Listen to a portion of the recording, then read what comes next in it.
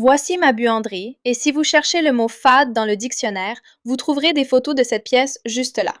Alors, on va arranger ça avec l'aide de Titebond. Je commence par prendre quelques mesures de ce placard, je mets ces mesures de côté, puis j'ai tout simplement vidé tout ce qu'il y avait à l'intérieur du placard. J'ai essayé d'enlever les portes toutes seules, mais elles étaient étonnamment lourdes, alors j'ai attendu que mon mari rentre à la maison pour m'aider. Une fois les portes retirées, je les ai descendues au sous-sol et j'ai vérifié à nouveau mes mesures. Ensuite, j'ai utilisé ces mesures pour couper des moulures pour les bords.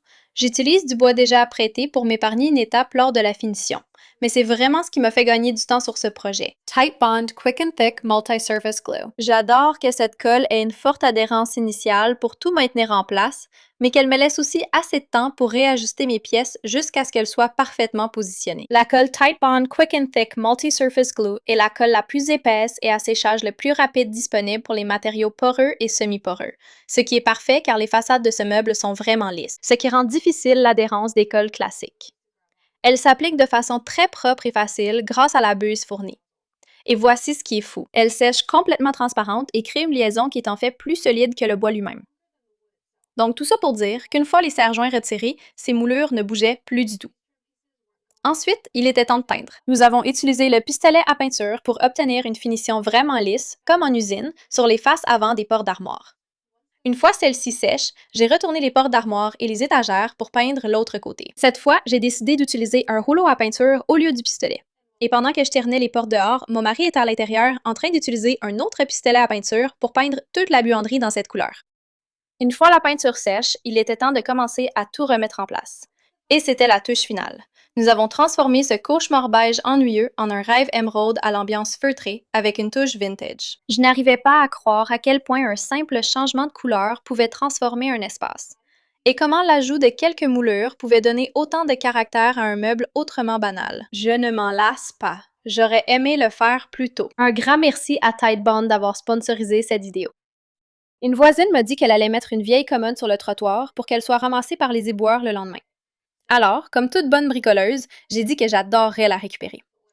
Mais quand je l'ai ramenée chez moi, elle était en morceaux. J'étais pas vraiment préparée à l'état dans lequel allait être la commode, mais je me suis dit que j'allais tenter de la réparer. J'ai décidé de commencer par le bas, où il manquait plusieurs pieds, en la nettoyant et en enlevant toute la poussière ou la saleté collée à la commode.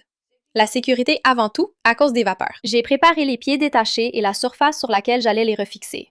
Mais au lieu d'utiliser les vis qui étaient bien trop petites, j'ai opté pour le héros de ce projet, la colle Instant Bond Adhesive de Titebond. C'est incroyablement facile à appliquer grâce à la buse de précision. Une fois que j'ai placé le pied, il a suffi d'environ 20 secondes pour qu'il tienne. Et comme c'est une colle en deux parties, il a fallu moins d'une minute pour qu'elle prenne initialement. J'ai fait cela pour tous les pieds qui étaient détachés, et j'ai pu les fixer solidement sans avoir à utiliser de vis. Je l'ai aussi utilisé pour réparer les rails qui s'étaient desserrés, en l'utilisant pour renforcer les vis là où le matériau s'était desserré et ne tenait plus. Il manquait tout un panneau avant. Il a été arraché accidentellement en essayant de le transporter. Mais la colle Instant Bond de Titebond était parfaite pour recoller cette grande et très importante pièce de moulure sur la commode. Une fois les principales réparations sur le corps de la commode terminées, j'ai porté mon attention sur ce tiroir qui ne tenait plus que par une seule vis et un miracle.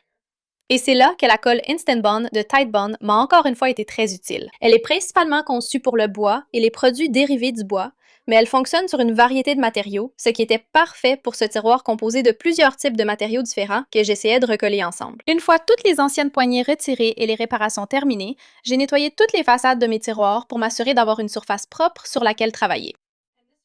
Et c'était important parce que mon plan était de fixer ces panneaux en bambou sur la façade de chaque tiroir. J'ai déroulé les panneaux sur la façade de chaque tiroir, puis j'ai utilisé le cutter pour les découper à la bonne longueur. Mais cela ne réglait que la longueur.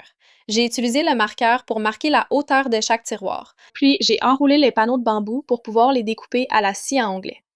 Vous n'allez peut-être pas me croire en voyant les images, mais je pouvais en fait voir le marqueur à travers la grille de l'autre côté, donc je savais exactement où je devais couper. Mon mari tenait vraiment à m'aider pour cette partie, alors je l'ai laissé faire.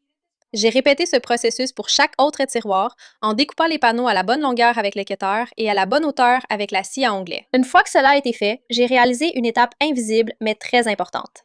J'ai utilisé encore du gel adhésif pour coller quelques chutes de MDF que j'avais au centre des façades de tiroirs.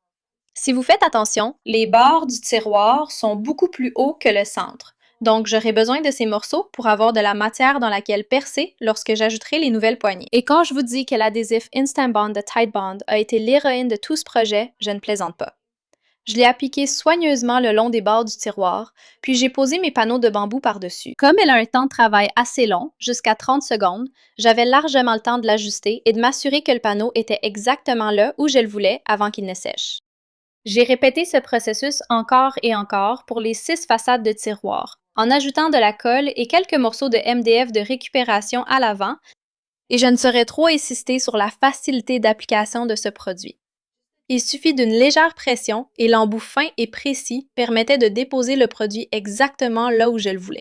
Ce temps de travail de 30 secondes a vraiment été salvateur, me permettant d'aligner parfaitement les panneaux avant qu'ils ne prennent. Une fois les 6 façades de tiroirs terminées, il était temps de me concentrer à nouveau sur le corps principal de la commode. J'ai utilisé mon aspirateur d'atelier pour enlever toute la poussière ou les débris restants au fond. Ensuite, j'ai utilisé un dégraissant pour nettoyer le dessus de la commode. Cela a permis d'éliminer toute trace de gras laissée par les doigts, du vernis à ongles ou tout autre produit qui aurait pu se retrouver sur cette commode. Et c'est vraiment important parce que si vous passez directement au ponçage, vous risquez d'incruster accidentellement certaines de ces huiles encore plus profondément dans le bois. J'ai fait la même chose à l'intérieur de la commode, sous l'endroit où vont les tiroirs. Ensuite, je suis passée au ponçage. Comme je savais que cette commode avait un plaquage vraiment fin, j'ai utilisé du papier de verre grain 220 pour pouvoir y aller doucement et essayer de ne pas le traverser complètement quand je pouvais l'éviter. Il restait encore beaucoup de produits séchés et incrustés sur le dessus de cette commode. Encore une fois, je suppose que c'était du vernis à ongles ou un genre de produit capillaire. Le ponçage a beaucoup aidé à obtenir une surface plus lisse, mais certaines de ces bosses plus grosses ne partaient toujours pas, alors j'ai utilisé une lame de rasoir pour les gratter manuellement. Et en fait, ça a vraiment bien marché. J'ai utilisé le bloc de ponçage pour passer le long des bords où ma ponceuse ne pouvait pas épouser les courbes de la commode. Ça a très bien fonctionné aussi. J'ai fait la même chose sur le devant de la commode. Ensuite, il était temps de faire quelques dernières réparations sur la commode. La colle Instant Bond de Tide Bond était parfaite pour appliquer de la colle dans ces zones vraiment difficiles d'accès.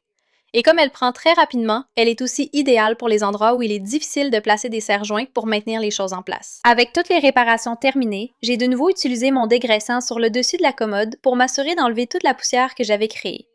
Et voici un petit conseil de peinture pour vous. Utilisez du ruban de masquage sur la surface de votre rouleau avant de l'utiliser. Cela enlèvera toutes les peluches qui pourraient gâcher votre finition. Le produit que j'utilise est en fait une sous-couche, une peinture et une finition protectrice tout en un. Je l'ai trouvé dans cette belle couleur gris doux que je pensais contrasterait vraiment bien avec l'ancienne finition. J'ai pris mon temps ici pour essayer d'obtenir une finition aussi uniforme et lisse que possible afin de ne pas avoir de traces bizarres. Je gardais en tête cependant que je devrais appliquer plusieurs couches, donc je ne me suis pas inquiétée quand je voyais encore l'ancienne finition transparaître après la première couche. Je me suis vraiment concentrée sur cette étape en m'assurant de couvrir chaque détail sur le dessus, les côtés et l'avant de la commode. Le pinceau était vraiment utile pour atteindre les zones étroites, puis je repassais avec un rouleau pour lisser le tout. J'ai continué la peinture avec les tiroirs eux-mêmes, en utilisant le rouleau pour couvrir l'avant et les côtés de seulement 4 d'entre eux. Je voulais faire quelque chose d'un peu différent avec les 2 derniers. Vous allez voir pourquoi dans un instant. La peinture a séché parfaitement et je pouvais déjà voir comment tout cela allait s'assembler. Maintenant, pour ces 2 derniers tiroirs dont j'ai parlé, je voulais utiliser la finition naturelle du bambou. Je pensais que ça ferait super joli comme 2 tiroirs contrastants. J'ai donc pris du ruban de masquage et j'ai longé le bord des tiroirs en couvrant les parties en bambou, mais en laissant l'ancienne finition marron exposée pour pouvoir la recouvrir avec la nouvelle peinture grise. Il ne m'a fallu que quelques minutes pour les peindre une fois qu'ils étaient protégés avec le ruban. Puis, je les ai tous mis de côté pour les laisser sécher. Une fois que les tiroirs étaient secs ou touchés, j'ai fait un essai pour vérifier qu'ils s'assemblaient bien tous ensemble. Je faisais quand même très attention parce que je savais que la peinture n'était pas encore totalement durcie. Mais j'étais trop impatiente. Je voulais voir à quoi ça allait ressembler. Après quelques petits ajustements, je commençais enfin à voir le bout du tunnel. J'étais aussi vraiment contente d'avoir laissé les 2 tiroirs du haut en bambou naturel. Et c'est peut-être ma partie préférée après la peinture. Installer les poignées. J'ai utilisé du ruban masquage sur lequel j'avais marqué la distance des vis pour mes poignées. J'ai percé les trous, passé les vis à travers, puis je les ai fixés au poignet. J'ai choisi une poignée noire moderne et simple, qui ressortirait vraiment aussi bien sur le bambou que sur le gris. Et wow, c'était le cas. Ça rendait tellement bien et c'était la touche finale qui a vraiment uni l'ensemble du projet. En y repensant, je n'arrive pas à croire que c'est la même commode qui est arrivée chez moi en morceaux. Il a juste fallu un peu d'imagination, de travail acharné et une tonne de gel adhésif Instant Bond Adhesive de Tide Bond. Vous ne devineriez jamais qu'une grande partie des éléments de ce projet sont maintenus ensemble par de l'adhésif. Mais avec la solidité supérieure des collages Tide Bond, je n'ai aucun doute que ça va durer vraiment longtemps.